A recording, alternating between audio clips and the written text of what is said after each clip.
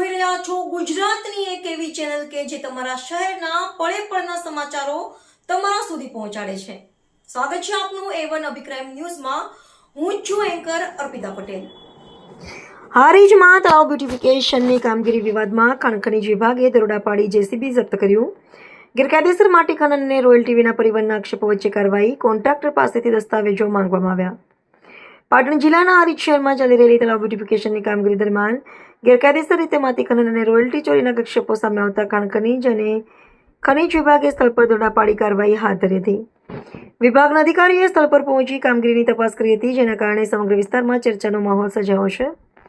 સ્થાનિક સૂત્રોના જણાવ્યા મુજબ તળાવની બુરાણ અને સૌંદર્યીકરણ કામગીરી માટે મોટી સંખ્યામાં ડમ્પરો મારફતે માટી લાવવામાં આવી રહી હતી। જો કે આ માટીનું ખનન નિયમાનુસાર કરવામાં આવ્યું હતું કે નહીં અને તેના માટે જરૂરી રોયલ્ટી ભરવામાં આવી હતી કે કેમ તે મુદ્દે ફરિયાદો વિભાગ સુધી પહોંચી હતી। ફરિયાદના આધારે ખાણ ખનીજ વિભાગે સ્થળ પર સઘન ચકાસણી હાથ ધરી હતી। તપાસ દરમિયાન કામગીરીમાં ઉપયોગમાં લેવાતું એક જેસીબી મશીન જપ્ત કરીને હારીજ પોલીસ મથકે સોંપવામાં આવ્યું હોવાનું જાણવા મળ્યું છે।